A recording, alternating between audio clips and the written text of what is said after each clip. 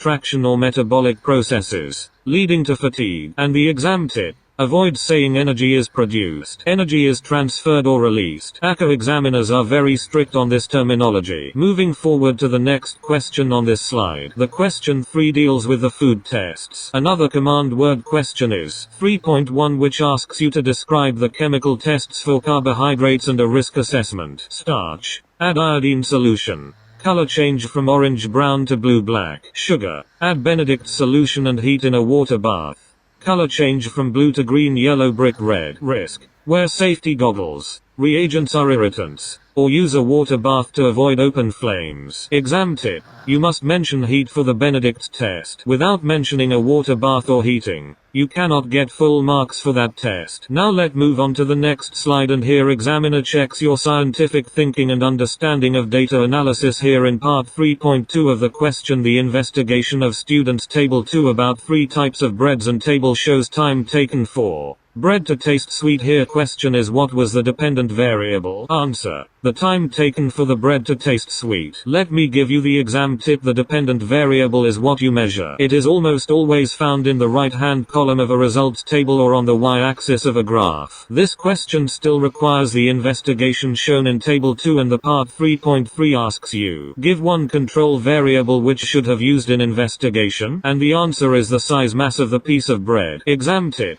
a control variable is what you keep the same to ensure a fair test. If the student used a huge piece of brown bread and a tiny piece of white bread, the results wouldn't be comparable.